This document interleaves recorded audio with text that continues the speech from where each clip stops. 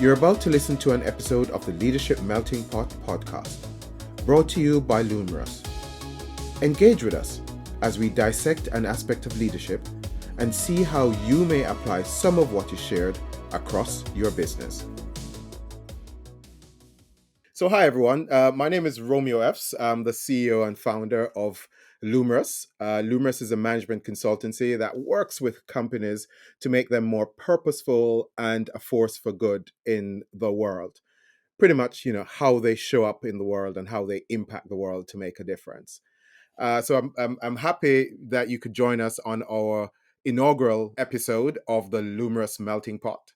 And today we're joined by two phenomenal guests. Both of them are individuals that I've known for a number of years and have worked with in numerous capacities. And I couldn't ask for two better guests to be a part of this inaugural episode, but also to speak to the topic of leadership and the current trends that we're seeing in 2020 and beyond. So I am firstly joined by my dear good friend, Karl Rego. Yay! Karl has been a chairman. He is a advisor to numerous boards and numerous companies. He's been an entrepreneur for over 20 years. He has experience leading and changing and delivering growth and impact for purpose-driven Fortune 100 companies and mid-market scale up. He's worked with companies like Barclays, IBM, Coca-Cola, McKinsey's, and now he is a private equity dealer who has originated, funding and deals well over 10 billion US dollars, and is also a committee member for the Harvard Business Angels of London. So if anyone knows a few things about leadership and where it's going, it would definitely be Karl. And I'm also joined by Heather Brewers. Heather and I have also go way back. I think I met Heather about 5 years ago, 4 or 5 years ago. Heather is one of the founding members and co-facilitators for KPMG C-Suite Leadership Program. But Heather is also what I would call, and a lot of people would call, a futurologist. I don't know if she would accept that name, but Heather has this unique ability to work with senior leaders to kind of help them to shape what the future looks like, 10, 20, 30 years down the line, and building and seeing where the gaps are in their businesses and building that. She spent 25 years with KPMG, working, in as an accountant and an auditor, in mergers and acquisition, an advisor to numerous companies, and now she runs her own businesses. Change is an Opportunity Limited, where she actually works with FTSE 100 organizations and major public institutions in terms of helping them, to develop and grow and looking to where the future is. So welcome Heather, welcome Karl. Thank you both for taking time out and for your patience in getting this kicked off. Right? Thanks so Cool. much, Romeo. Really appreciate the glowing introduction there. Thanks so much. I did not pay the gentleman for that, but it was quite a nice intro. Thank you. I did send him some Cliff Notes. But thank you. Thank you, Romeo. Definitely. Thank you. So I think where I'd really like to start with both of you is just kind of looking at, what's your take on what leadership is? And of course, we're talking about leadership in the business context, but, you could take it from, much wider. And also the whole notion of whether or not, people would say leaders are born versus leaders are can be nurtured and developed. So let's start with that. Heather, let's kick off with you. What's your kind of perspective on what leadership is? Well, one of my bugbears is language. And we have this obsession, I think, with defining things. And I think leadership is a great instance of where we want it defined. And reality, as with so many things these days, I don't think it's one thing. I think it's a spectrum. And I would distinguish between leadership roles which are defined as you will lead this group of people or this set of activities, and the behaviors and activities of leaders. Now, the two overlap, but I would argue they are not actually synonyms at all. So, for me, a leader can be somebody who just demonstrates a behavior or an activity which people choose to follow. So, role models Mm-hmm. are a great instance. There are so many things where people see a role model at work and actually it can have huge influence. You look at women, particularly, if you look at what works best in helping women come through the ranks into more senior places, more often than not, they will talk about role models, even though those may not be leaders per se, but role modeling as a leadership. That's totally different from a CEO, where you have a clearly defined leadership role. Um, but I think what's interesting, and there's a great example in the company Hire, where as we start to work very differently in business, and Hire particularly is a real expert in working through autonomous teams, their CEO and chairman is absolutely convinced we need less management and more leaders. And those leaders are frequently informal. And really, I come back to my definition, which is really simple. Leadership is something that other people follow.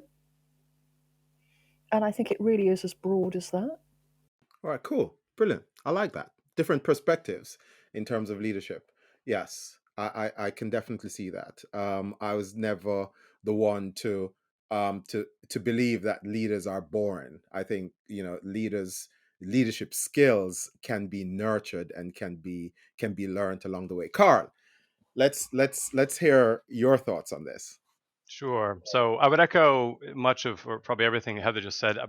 From my perspective, I would say if you talk about leadership, there are leaders and leadership. So from my perspective, it's about inspiration and achievement.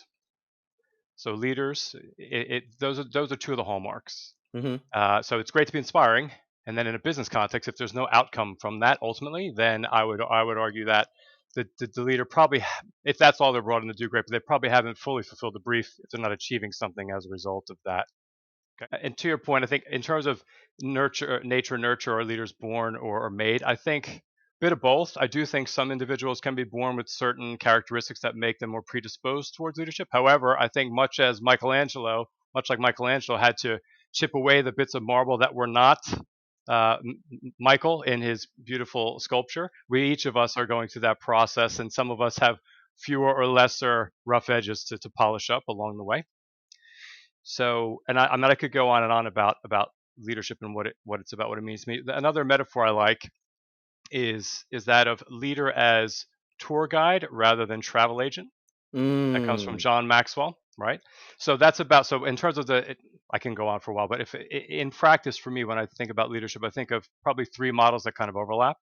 One is the concept of servant leadership, because for me, my whole life, one of my main filters is how can I help, and then so there's servant leadership. Then there's also situational leadership, because there are times when we need to be a little more directive. In times of crisis, we need to be a little bit more directive in saying, here's a directive of travel. If your building's on fire and the police and the fire department roll up, you don't want them to just come up there and start taking a poll to see what they should do. You want them to say, here, go this way, here's what we need to do, right? Yeah. Versus in other contexts in business, there's a time to be more consultative and things like that as well. Yeah. And Yeah. then I had another point in that regard.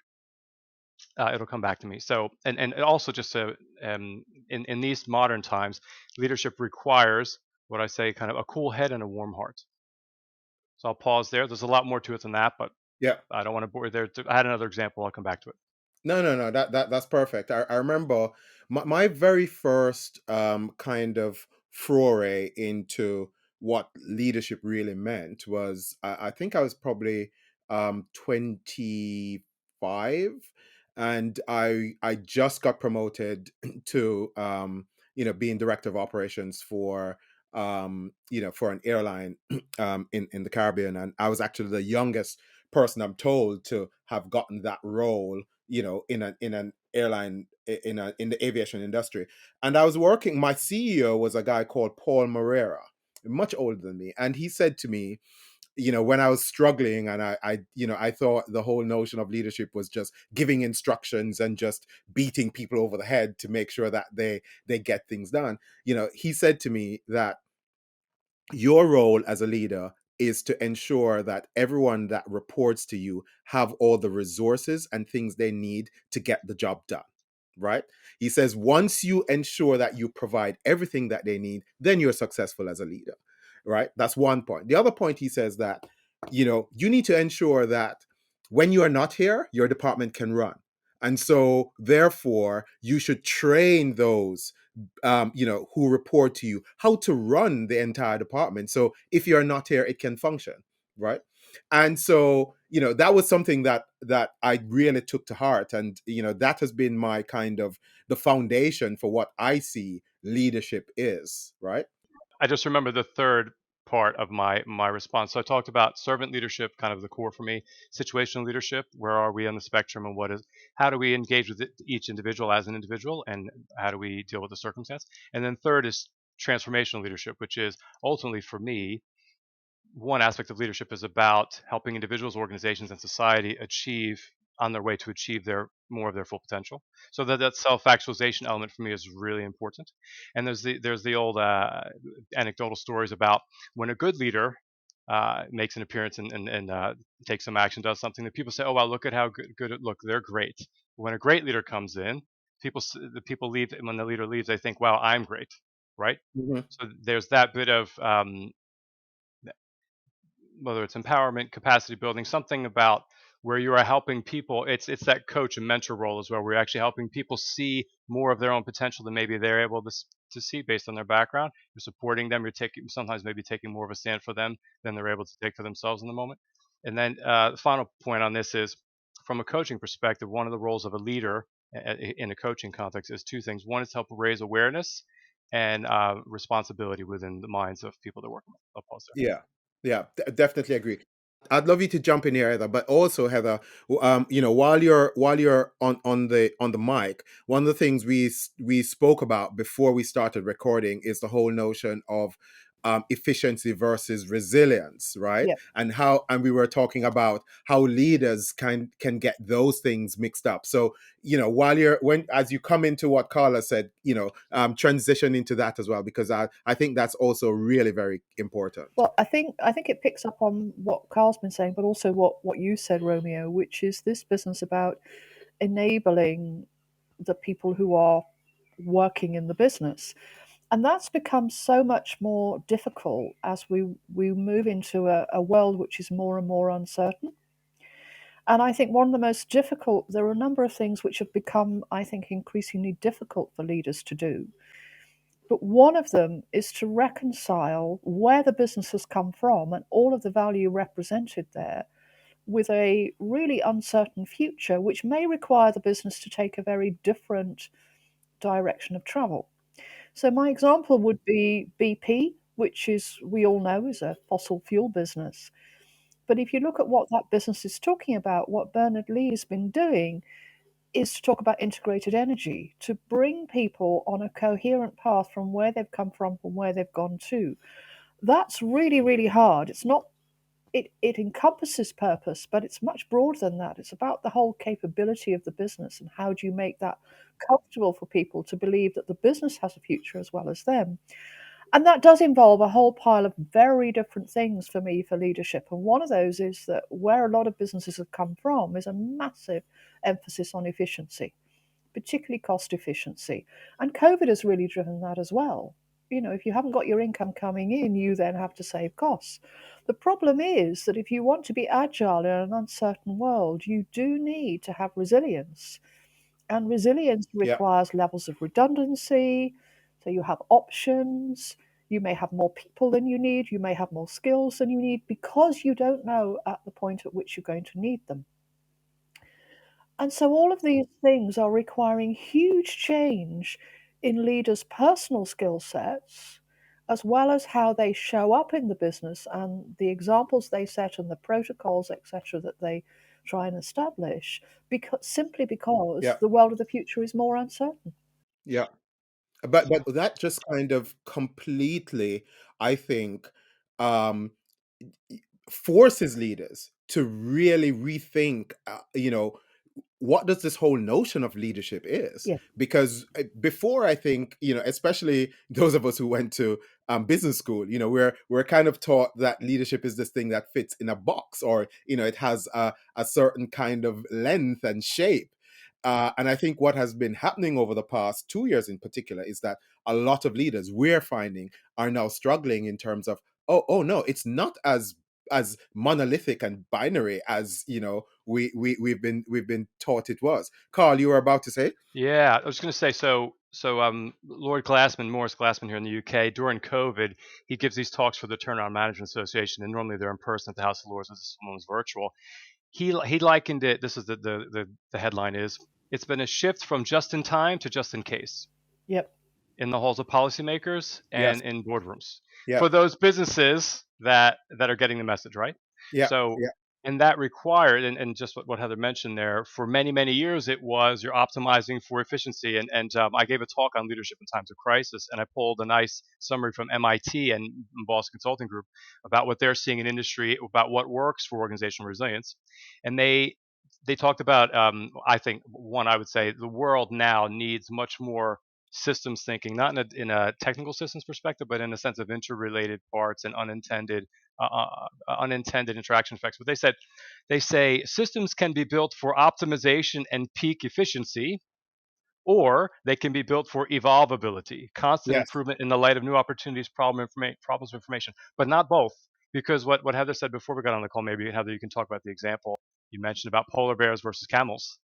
But in terms of one being efficient and one being more Resilient. resilient. Yeah. So that is a big shift. So a lot of the execs in the C-suite, particularly for larger companies, they tend to be looking in the 3 to 5 year long-term planning horizon. Which realistically now, if big tech decides to invest in your industry and compete with you, you may not even be around in 3 to 5 years. Yeah, So what you need exactly. to be doing is take a page out of the Lean Startup book and start doing rapid iteration, build, test, learn, and always have your ear to the ground, horizon scanning. You need to be much more aware. You need to, we need to be looking up and out a lot more than we have been doing. I'll talk about that in a moment. But so I just think that the shift from just in time to just in case, philosophically, is a big one for companies in the modern age. I'll pause there. Yeah. Heather, Carl brought up the example you spoke about, which I think is I found so profound, especially in with this topic. You spoke about the polar bear versus camel. Can you just kind of expand Yeah. for our audience, what that was? If you think of nature as a complex system, which it always is, um, nature evolves differently in a stable environment from a volatile environment. So until we got involved with the Arctic and global warming, the Arctic was a very stable environment, and the polar bear is massively efficient at living in what is effectively a stable environment. However, camels, in spite of we think of deserts as hot places, but actually they have a big volatility of temperature, and they quite often have quite a big volatility of humidity as well, from zero to Hmm. huge.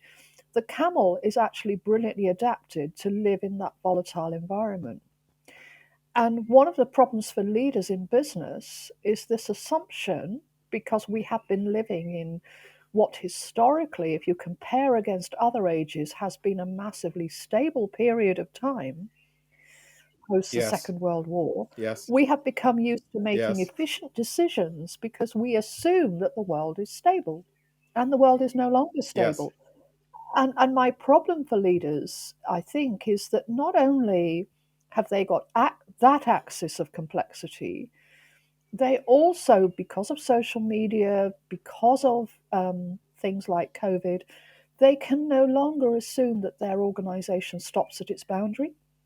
They have to be constantly looking externally. You look at the problems that people like Google and that have had, where their own employees have been presenting a view of their organization publicly. So you've got that externality of leadership and the role that leaders play in handling that. That's another lens of complexity. You've got the whole inequality and inclusion aspects. There are multiple axes on which leaders can Yeah. no longer take a single linear view.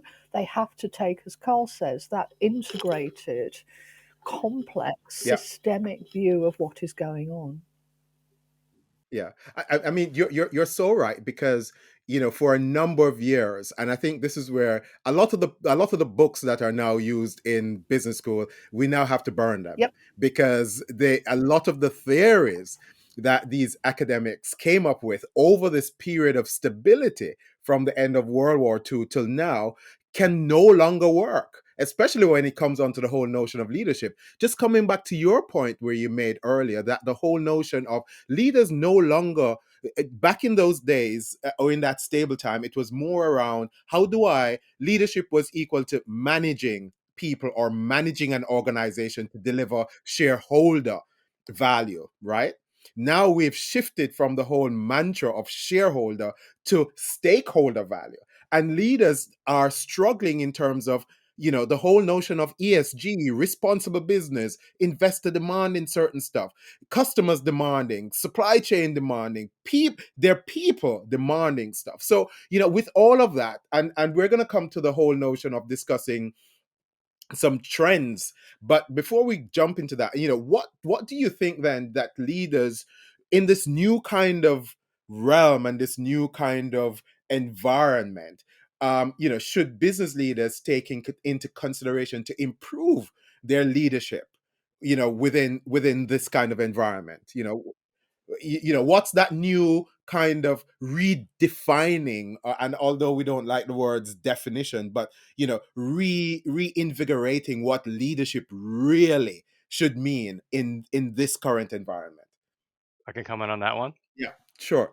So I have the word in my notes here, scribbled down, adaptability. So we have, Mm, so okay, if I come back to I gave a headline on leadership intentionally to keep it simple, because as we unpack it, right, it's like an onion or the Russian dolls. So one of the things that leaders are tasked with is setting direction, and to do that, that setting direction strategy, right? And if yeah, strategy is the if one simple definition is that strategy is the fit between an organization and its environment. Well, the environment writ large, I'm not just talking about green environment, I'm talking about the landscape, is changing so dramatically and so rapidly. It's very hard to get a read on it. So one of the things is leaders need to do more horizon scanning. I'll talk about that in a moment. But in terms of adaptability, in my experience, it helps. It's essential to be open-minded to new ideas and new ways of thinking, be having new humility to do that, and to be a good listener. And then I would say, from my experience, to have access to individuals with cross sector, cross geography, cross functional experience who can help you see around corners. Some of the things. There's a lot more to it than that. But and the other point I would mention there is it's very important in my experience. A lot of innovation comes at the boundaries of where different networks or groups interact. So for example, me, I'm a member of different networking groups. One is called the Chairman's Network. It's board level directors. It's the typical people like you, people you want to be like, and people who want to be like you, that sort of thing. And then there's that. And then I'm on the Harvard Business Angel Screening Committee, and I plug into lots of other sorts of groups. Chapter Zero, the directors group for Net Zero, things like that, so that you actually get a feel for what's out there. Otherwise, the market can move ahead of you, and you just won't be aware of it. So there's that. In terms of you need to have access. And the final comment I'll make is we need to have much more sensitive sensors out there in terms of information. So, for example, during the financial crisis in 2007 and 8, Goldman Sachs used to close their books every day and mark to market the value of their assets and their holdings every day. Other banks were doing it weekly or monthly. So what that meant was Goldman Sachs could see the inflection point before the other players, because right. their metrics were more sensitive. Yeah, yeah, Now we need better tools and better kind of leading indicators that can tell us what's happening out there. right. I'll pause there, and they need to be much more sensitive than they were before. Yeah, yeah. Otherwise, others can come in and eat our lunch, so to speak. Oh, absolutely, absolutely, and you can see, we I did a quick scan of the companies on the Fortune 500, and I'm realizing that the lifespan of these companies are reducing drastically. First, a company could be on it for 50 years, then it's gone down to 20 years. Now it's like almost between 8 and 10 years before a company completely disappears. So Heather, do you think that leaders we need to have a complete retraining of what leaders, what leadership means to leaders, with all that has been said, and and what has happened. Possibly. Uh, the lens through which I look at it as is, um, I do quite a lot of work on complexity, and there's a model called the Cynefin model, which has 5 domains, but the two interesting domains from leadership point of view are really complicated and complex. Complicated is kind of the linear, it might be multivariate, but it is linear, and that's very much the history, the environment in which leaders have grown up. So they've been promoted, they have expertise, they have seniority, they have respect based on Hmm. that ability to maneuver in a complicated world. They're experts at what they Yeah, do. yeah. Complexity, as we've talked about, has all of these um, dependencies, multivariates, it's all interconnected. Nothing is predictable, and it is a completely different tool set that you need. But Hmm. but the tool set can be learnt. So that's where I think your retraining comes in. But underneath all of that, for me, the real skill that I think leaders need, and I'm not sure how you develop this, I'm not sure it's as simple as training. The real skill for me is I know I have a complicated tool set. I need to do 2 things. I need to switch my mindset to say that the default position in which I am a leader is not within a complicated system, it's within a complex situation. So my default is now complex, and I need the sensitivity to understand where do I apply my complex tool set and where is my complicated tool set still relevant? Because it is still relevant. You know, Carl mentioned several instances where you still need it, crisis mode and all the rest of it. But helping leaders to be really clear about the 2 modes, understand what the tool set is for both, and above all else, being able to distinguish when you are working in one and when you are working in another. And I've seen almost nothing about helping people through that distinction. And at the moment, I think we have a lot of leaders who have one side of the balance sheet, if you like, but don't have the other. Yes, so I gave another talk on is your business strategy still fit for purpose when COVID hit, and now we've got war in Europe. There's it's just over, the waves are just overlapping. We've got climate change. We've got so many potential risks out there.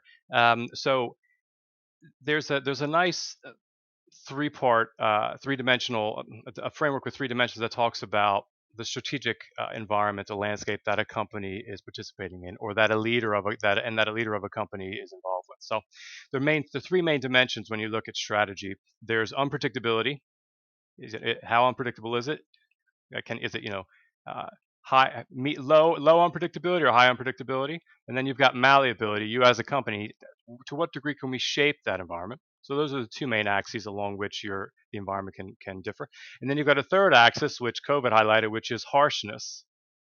Right? When most of the world shut down, many revenue streams completely dried up. So that's an incredibly harsh environment. That's like in the desert when the camel has to be able to. The camel has 1 or 2 humps.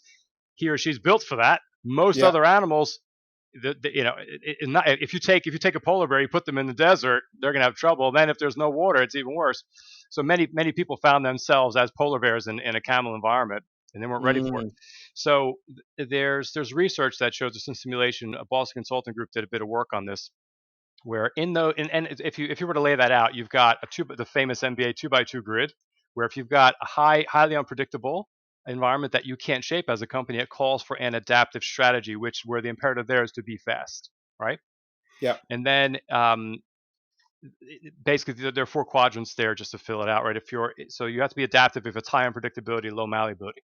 Then if it's not that unpredictable, and you can't really shape it, then it's a classic strategy, which is be first, be big sort of thing. Yeah. Then if you can shape it, but the environment, if you can shape it and you can kind of predict it, then you can do the visionary approach. Maybe Steve Jobs at Apple, he kind of took a call there and went for it, right? Hmm. And then if Hmm. and then if you can shape it and it's unpredictable, then you can be a leader in that. So your company can be a leader in that space, Yeah. which Amazon is doing, right? Orchestrating lots of things. So here's the thing: as a leader, like I said, strategy is a fit between an organization and its environment. The environment is changing very rapidly. So lots of places for errors to be introduced. If you're in the boardroom and you're trying to assess what the environment is, you got to make sure you get that assessment right. And then you got to figure out what is our strategic response to that. And then are we executing the intended strategy that we set out, or is organizational friction and all the things that you both alluded to earlier getting in the way of us executing on it?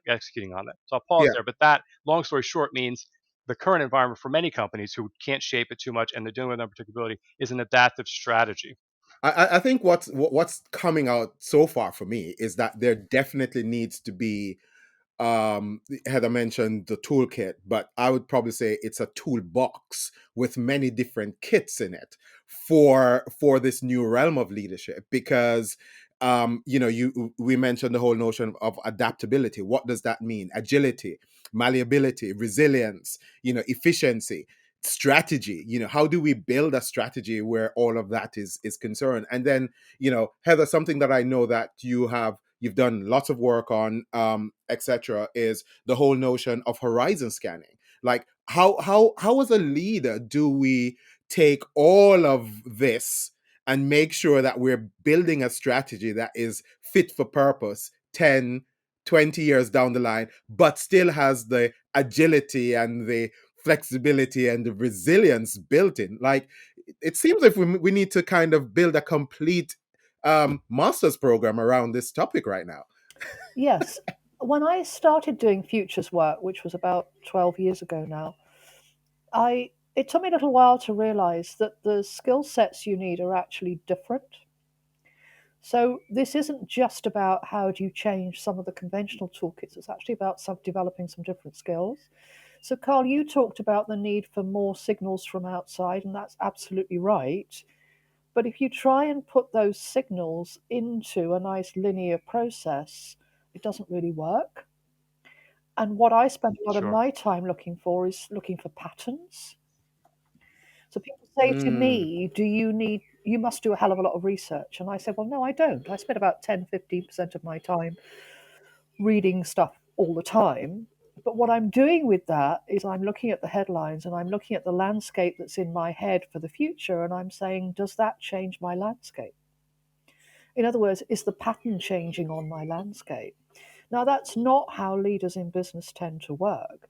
That's very much at this point in time, I'll do a pile of research and I'll make my decisions based on that. And then I'll revisit in 6 months, 3 months, 3 years, whatever is my time frame I've decided. And I really think that there's some really fundamental questions that leaders will need to ask themselves. So, one of the first questions is, how many versions of the future do I need? Because mm-hmm. there ain't one future. And to some extent, Yes. you can influence it, and to a great extent, lots of other factors will do it. So, you really need to have a number of possible futures, in my view, and then you need to understand how robust your business model, your operating model, your strategy is against those different possible futures. That's point one. Point two, you can't set out a detailed strategy for all of those. What you have to have, to my mind, is a North Star, a direction of travel, which needs to be authentic, by the way, coming back to purpose, with the purpose that you've set out for your business, but also coherent where your business has come from. Otherwise, it's not authentic. You need a North Star, and then it's about how do you have a short term strategy that keeps you pushing in your current environment on track towards that North Star, leaving you the Mm, agility to move if the external environment changes, but without changing your North Star. And that's a very, very different okay. way of Sure. thinking from the strategic, let's have a plan, let's have it all laid out, let's be able to explain to our investors exactly what we're going to look like in a year or two's time. Yeah. I like that. And we do that as well. In our business, we have these, we call them OKRs. And although we set the OKR for a 2 year horizon, we kind of break it down to, okay, what are the OKRs for this 12 month period? But then we also go back and break it down per quarter. And at the end of every quarter, we revisit the entire OKR plan to see, okay, do we need to change? Do we need to pivot? Do we need to remove some stuff and add some stuff in? And this is not just me as the CEO and founder of the business doing that. Every single member of staff, right? The senior leadership team, the person in IT, every single person has to go through that, what we call a self-evaluation, and look at what were the OKRs for me over the past quarter, pinning to the OKRs, the strategic OKRs, and then also look at what the next quarter would look like, etc. So Karl, how often should leaders be, re-examining their strategy, taking into consideration this this new ecosystem of what leadership should look like? Sure. So where I want to take the conversation, I'll address those points, is picking up on what Heather said. And Heather, you mentioned investors. So I have a strong background in ESG. My whole career has been an impact, right? So one of the things, back to scenarios and scenario planning, you're absolutely right in that regard. There are lots of potential futures. So what any company, anyone from any company who's listening, what's really helpful is that the big central banks have put together what they see as their view of the potential scenarios going forward. It's from a climate change perspective in terms of how orderly the transition to a low carbon economy will be. And basically, there are different dimensions there, but it has to do with how quickly certain governments act and give a clear line of sight versus how organically it emerges and which parts of the world are on top of it and not, and which ones have more trouble or not. So basically, but those scenarios have already been delineated by the central banks. And there's something called the TCFD, which is a Task Force for Climate Related Financial Disclosures, Yes. which Yeah. I've got Mark Carney's book here, by the way. I'd recommend it to people. It's called Values, right? Former Bank of England governor and Bank of Canada governor. But Mark Carney was chairing that initiative, and they basically reached out to a lot of the largest companies in the world that do public reporting, and they said, okay, now the investors and shareholders want to know, the big pension funds and other institutional investors want to know the amount of risk and opportunity, but the amount of risk these companies are exposed to. They now need to do more combined reporting, rather they need to do a double materiality or dual materiality, the financial materiality and the ESG or environmentally, the climate related materiality. That's forcing companies to take a more strategic, a more integrated systems level view on their business and the internality, externalities, all of that. So there are some base case scenarios out there you can look into. Now that's just from a climate perspective, but that's going to affect, and sorry, the other point is that TCFD, those regulations are coming into effect this year for publicly traded companies in the UK. Yes. They're Yeah. becoming law. Yeah. And they will be, and the SEC is looking into it. So it's basically the direction of travel is clear. So from that perspective, there is a framework which lays out some of the main areas that companies need to become conversant in this space, because arguably there are many overlapping risks, as Heather talked about, and I imagine you specialize in this, Heather. However, climate change is one of the big overarching ones, and basically what's happening is the agreements, the country level commitments that were made in the Paris 2015 Accord are now being translated. There are legal precedents with the Shell case and others where those Yes. country level targets are now being translated at company level. So if a company Right. says we're on target for net zero, but their KPIs and goals, their targets are not on that path for it, they can Yeah. then be pulled up and say, actually, you're not mapping toward meeting the country level goals that your country Yes. agreed to. So that gives a big picture frame. So when you're looking at the possible futures, those really helpful base cases. So I'll pause there. In terms of how often you need to revisit it, that's a longer discussion, but hopefully that's helpful in terms of scene setting, because from my perspective, Heather, absolutely right. If garbage in, garbage out, right? If you take the same old business and operating model and you put these new data inputs into it, as you said, if you're taking non-linear inputs into a linear system, they're going to be shaved down and not be as useful. You and I both have fairly sophisticated mental models, so when those inputs come in, we do the pattern recognition, as you say, right? So, but the average, I would liken it to this almost, really. So, I grew up in a big corporate. I worked at Johnson Johnson, wonderful company, and then I moved to mid-sized and smaller companies. Then I formed my own business. And wow, Stephen Covey famously said, and he's a leadership advisor, right? He was a professor and everything.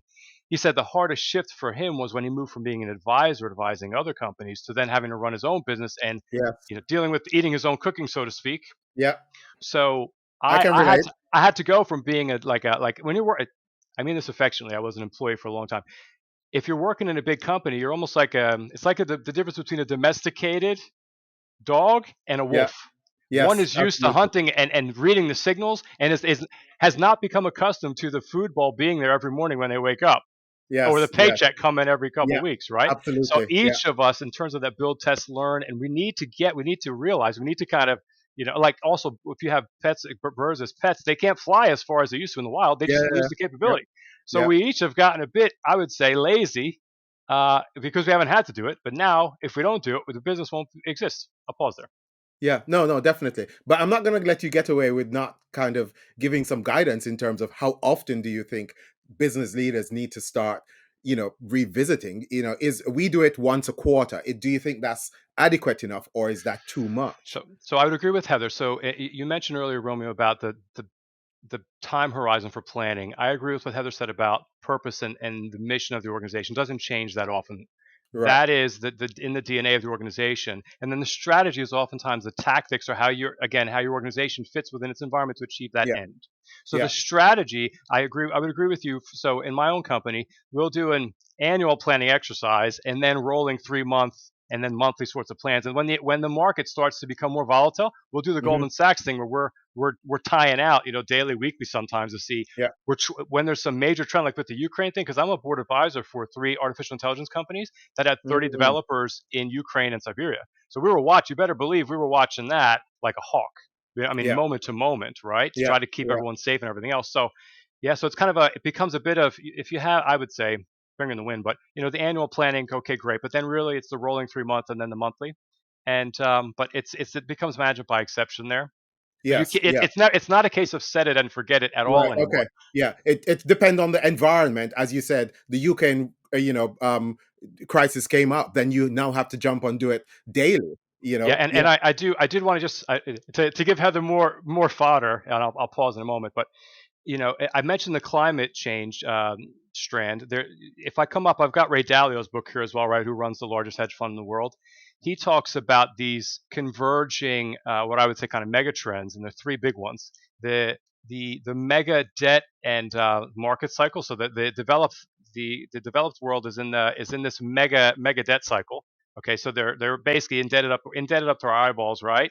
And we've got all these pension requirements coming with the aging population. There's lots of other pressure points coming, okay, for countries that are carrying this level of debt. That's firstly, Yeah. and then that affects currencies and reserve currencies and all kinds of things.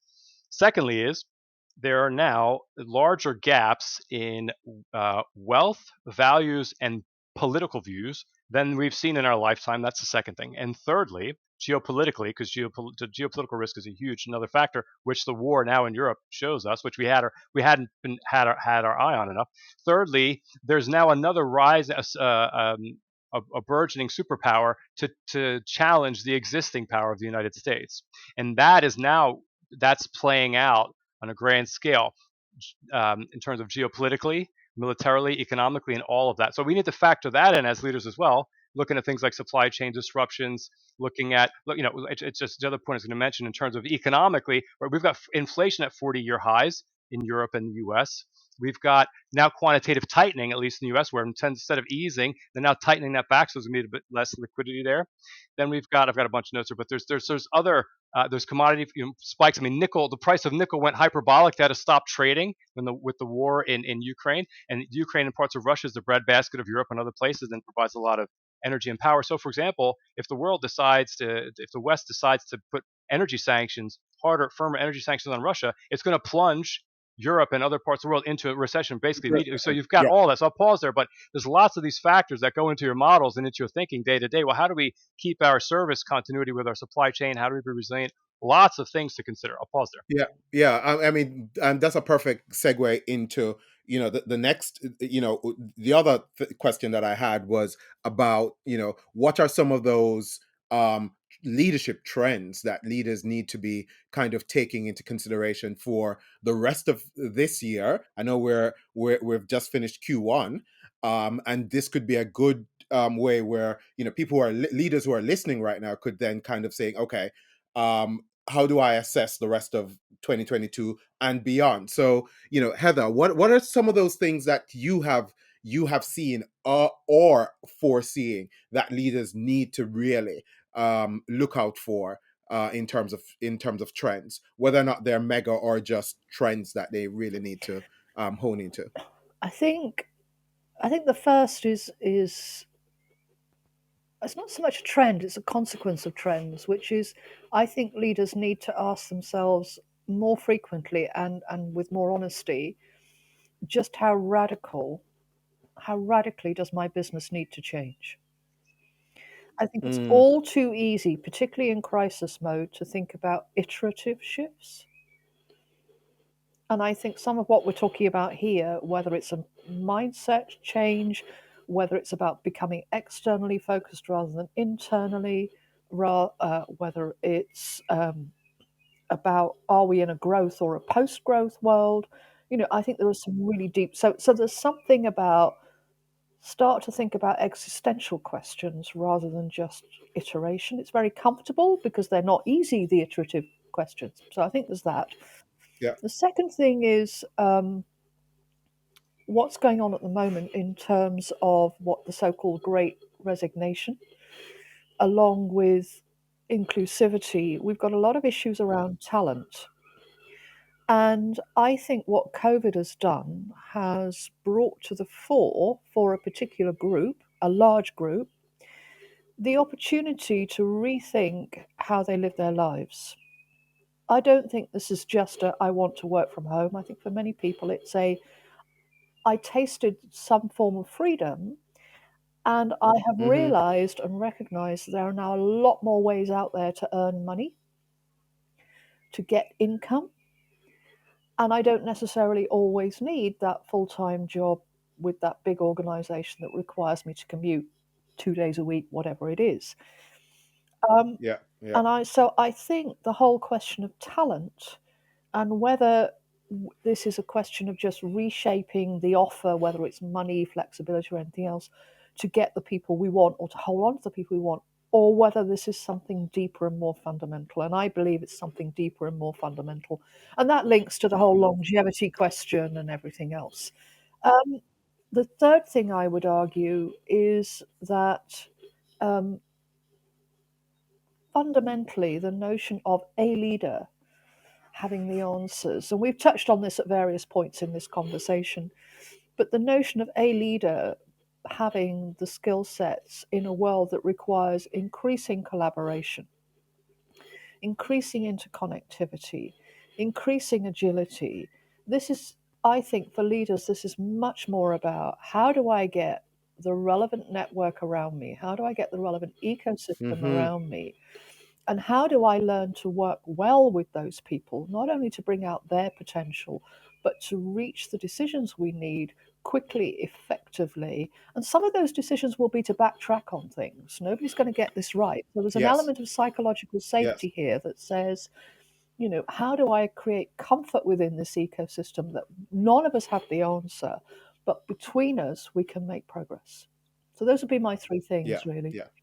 Thanks so much for that. I mean, we've done our research is showing, and we have a white paper. We'll provide a link for it in the comments below. But we'll also provide the links to the books and some of those methodologies that both of you speak about as well, so that people can refer to it. But these are um, these three trends that you mentioned, Heather. It's something that we've seen surfaced in this research that we're doing, the whole notion of principle based decision making, right? That honest assessment of where we really as a business and what are the decisions that we need to make that's benefiting to our stakeholders, in the business. We've seen that. And the whole notion of well-being, you talk about the great resignation, etc. The whole notion of well-being, and how do you manage the whole notion of inclusion around that. And for us as a business, we have a really radical approach. We call it rave, right? And it just means remote, agile, virtual, and empowered. And remote means our team, we don't care if you're on Mount Kilimanjaro or on the beach in the Bahamas. What is more important is that you deliver what you perform and you deliver. The other thing with us is that we've gotten rid of 9 to 5. So the agility is you work at the time that best suits you, right? So if that's 3 a.m. in the morning, or late at night, you do the best work then. And virtual is about the fact that we provide the systems and the technologies, so that people can deliver. So we use different platforms, to manage project, manage tasks. We provide virtual phone system where people can have an app on their phone that they can still call clients and speak to them if they need to. We have things like, the whole Microsoft 365 and other stuff. And the whole notion of empowerment is two ways. One is we empower the staff by saying, you need to just set your timelines, set your deadlines, and deliver them in terms of, making sure you're integrous around that. But empowerment is also saying to them, how can we support you in order for you to still perform and deliver within this culture that we're trying to create. So whether or not that's training or mentoring or providing external support. So you're right. And then also the whole notion that we see surfacing as well is, because we are never going back to the way how it used to be, where everyone is in the office, right? And there's this new hybrid way of working, even though companies are trying to get people to come back in the office, is how can leaders become more vulnerable, right? In terms of their leadership style, the vulnerability, and in order to get true collaboration, vulnerability has to be at the heart of it, right? And leaders have to recognize that the whole notion of vulnerability is not a weakness. Vulnerability is about, your strength, as Brian Brown says, you have to be on the arena and you have to show up and you have to let people know that, right now I am not feeling, the mood. One of the things we do here is we do a check-in at every meeting, where people have the ability of saying, how am I feeling right now in this moment? Do I even feel the need to be in the meeting and in the space right now, right? So you're right. We're seeing a lot of these coming out of the research that we're doing, and leaders need to be aware of that. Karl, jumping over to you, you spoke about some of these, mega trends in terms of, the mega debt, the geopolitical landscape, etc. What are some of the other trends that are, so those could be, yeah, those are trends, and they tend to be a little bit external to a business, which leaders need to be aware of. What are some of the others you're seeing, but also are you spotting any that, as it relates to the leadership within the ecosystem of the business, that leaders need to be aware of? Right. So just want to 2 points. One is my working definition of intimacy, or let's say authentic connection, is shared vulnerability. Right. Perfect. Yeah. Yeah, So that's definitely. one thing. Second, the other point I would mention is, so for someone like me, for me, Heather, yourself, when I point out the fact that when I mention those economic indicators, right? I mean, the markets are responding, the markets are moving. So I'm in private equity, right? So uh, let me join the dots for the listeners. This comes from the manager of a multi-billion-dollar fund. He said two things. He said, there's been no shortage of capital out there in terms of multi-billion-dollar funds that are looking to invest. There's just a shortage of leadership to deploy it into.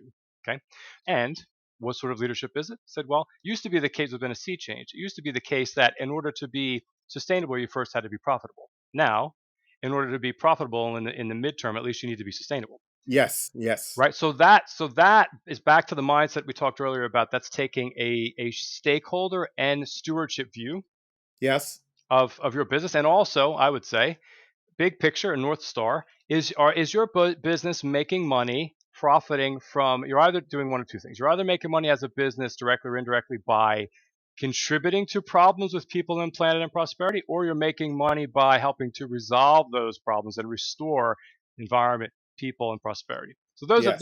that's the one exam question for any business. If you look at Yeah. the implications and the impacts of your business, positive and negative, what is the net effect of your business existing? So what does that mean in practice? What I'm seeing is it's easier for companies that are leading in this space, that are clear on their purpose and are having restorative or doing well and trying to do well by doing good. It's easier for them to raise money. The cost of capital is lower. So if you're a CFO, Mark Carney talked in his book about sustainable finance. So what Mm-hmm. they did at the Bank of England, for example, they looked at their portfolio and said, "Ooh, let's assess the climate impact of our holdings now in the Bank of England." And they said, "Ooh, the net effect of the projects we're currently funding would be those projects would contribute to a 3.5 degree increase in the climate temperature." Yeah. Well, we can't stand for that. We better rebalance and move our money and our priorities toward a portfolio that's at least maximum 2% or 2 degrees or 1.5 degrees net Yeah. climate impact. So that's how it flows through to balance sheets and funding Yeah. decisions. Okay, Yeah. that's why all Yeah. this TCFD and all this stuff matters, because banks are charging. They may not lend at all to companies that are not on board with this, or it's going to charge them more. In one hand, the other point I would mention. We need to have our eye on the geopolitical situation, because it affects the scenarios that we're planning that we're working towards. So if we put our strategic horizon scanning and scenario plans together, and one of our plans did not cover what happens if there's a war in Europe, well, how do we react to that? So if we're in the commodities business, or if we're in the shipping industry, right, or China just locked down again now because of Omicron virus, that's leading to a renewed supply chain disruption like we had during the pandemic. How shipping costs like tripled during the pandemic, for example. So that's the so what about what it means. That's why we need to pay attention to all that. And the final thing I would say for us as leaders and human beings, right? All the change that's out there, the volatility, the VUCA world, volatile, uncertain, complex, and ambiguous that we live in. What doesn't change, what is stable, is the human element, the human perspective. All those factors are experienced through the human experience, right? Mm-hmm. Mm-hmm. Mm-hmm. And therefore, and we all need to lead ourselves first. So from a leadership perspective, we need to check in with ourselves, get and stay centered, right? And then one or 2 points I want to mention, and I'll pause. But um, where as leaders, that we have three kind of ways we can operate in the brain, right? There's the ancient lizard reptile brain, which is fight, flight, or freeze. It's a survival brain. Then you've got the kind of next level, which is the monkey brain. They call the monkey brain, which loves to be stimulated, watches the news, and loves to kind of use tools and do things that we know. And then there's the visionary, or entrepreneur, what I would call the visionary brain, Yeah. which is higher order thinking, planning, judgments, intuition, all that. Which Yeah. you don't now if you're stuck in the news cycle with the media, which is polarizing us more and more. If you're stuck in the fear mode, or in the overstimulation dopamine hit mode of news feeds or YouTube or whatever it is that whatever your fix is, you don't get into the visionary mode. You don't actually get to pause, breathe, lift your head up and look further out to take a bigger view on who we are and where we're trying to go as a business and as people. So I'll pause Yeah. there. I would just encourage all, and the trick is we can't be in both monkey brain and visionary brain at the same time. So Yes. in every moment we're practicing something. What are you practicing? I'll pause there. Yeah. Yeah. Yeah. I mean, most definitely. I mean, wow, guys, the three of us know that this discussion could go on for hours and hours and hours and hours, and I'm definitely gonna bring you guys back in a number of shape or form so that we can continue this, because what I'm finding, or what we're finding here at Lumorus, the more we work with boards and members in the C-suite, is that they're struggling around a lot of these things, right? They have been trained in a certain way, especially through business schools, to think of leadership in a certain way, and they have been operating in that kind of frame.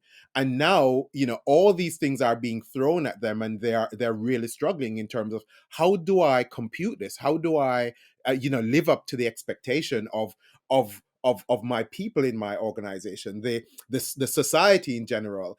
How do I ensure that as a business we're compliant with these new regulations that are coming down the pipeline? And also, how do I ensure that I ensure that you know I'm vulnerable, I'm collaborative, I am being an inclusive leader, and champion the whole notion of diversity and inclusion, both internally and externally. There are all of these added pressure that comes into being, and then doing all of that and making sure that your investors are happy, because you have to deliver a return on their investments, right? So I'm pretty sure that there is going to be a lot more around this that we can talk about. But just before I kind of sum up, Heather, is there anything else that you'd like to throw in, to kind of before we wrap this up, and then I'll jump over to you, Karl. When I started doing future stuff 10, 12 years ago, we spoke to a management professor, And he said that by 2020, the top criteria needed by any leaders would be tolerance of ambiguity. And I think that is Mm. now so apparent. And yet, I don't know of any organization that trains for tolerance of ambiguity, measures it. I'm not even sure you would know how to measure it. Certainly, I don't know of any organization that foster it. So here we are with something that we've known for a long while is a characteristic that's needed. And part of the problem that you've just set out, I would argue, Romeo, is that in dealing with all of those things, all of which are perfectly valid concerns, people are still looking for certainty and guarantees that it will all be okay. Yeah, yeah. I really, really like that, Heather. I'm gonna steal that actually. Tolerance of ambiguity. I think that is really in all of this noise that's happening. It's the ambiguity that that leaders need to define and to plan towards and tolerate when it does happen. Yeah, perfect. Karl. I have two final points very briefly. So, as we're going through this process, and Heather talked earlier about how much organizations may need to change or transform, I always say change can be incremental or evolutionary. Transformation is often revolutionary. And the so what about that is for individuals in an organization is that the ego cannot tell the difference between transformation and annihilation. So Mm. it can feel like an existential crisis. So therefore, individuals. So as a leader, be supportive. And as a closing comment, I've got three main things I try to embody in my better moments. Three main qualities, okay, virtues: courage, inspiration, and love, which I think leaders nowadays need to embody those three. But there's just a quick quote here on courage from a book. It's called The Book of Virtues, Inner Beauty, and they say, "Courage Courage doesn't come unbidden merely in a moment of danger. It is the fruit of consistent effort to play life by the rules. Its expression is the tip of something enormous, formed over years. A rock below the surface which, just visible, becomes an island for others to rest on. You know when there is courage, you know when courage is there in someone. You can sense it and it makes you trust them." Mm-hmm. So, in this raging storm, and as we as leaders navigate maybe to the eye of the storm for a bit of peace in an uncertain world, if we can have courage to lead and take decisions and be informed and the courage to be vulnerable and open up to others and receive inputs and collaborate, then we help engender the trust that's needed to make it through, right? The old African proverb, Yes. if you want to go, if you want to travel fast, go alone. If you want to go far, go in a group. Yes, yes, yes. I smile when I hear that, and it tickles my heart because our tagline at Lumorus is, redefining a new role for courageous businesses, and I think that it's only with courage that leaders and we in this kind of environment will be able to kind of reshape their business and also deal with the tolerance of ambiguity that comes out of this kind of new environment. Man, we're definitely going to be speaking again on multiple occasions, guys. So, all I'd like to say is just kind of, thank you both for sharing the past hour with us, and also, the fact that this is the launch of our podcast here at Lumorus, the Leadership Melting Pot, and I could not ask for two better guests to be part of that. So, ladies and gentlemen, thank you so much for joining us today. Your thoughts and contributions to the conversations are welcome. Feel free to add your comments down below. Feel free to continue the conversation with us either via Instagram, Facebook, Twitter, LinkedIn, or via Medium at Lumorus PLC. And also, just follow and subscribe and share this with other people in your network as well. We'd really, really appreciate that. So, Karl, Heather, thank you guys so much and have a great rest of the week. Thank you, Romeo. Thanks, Thank Romeo. you. It's a pleasure being here. It's great to see you again. Thank you for joining us. You can also reach us and find out more about us via our website, lumorus.com.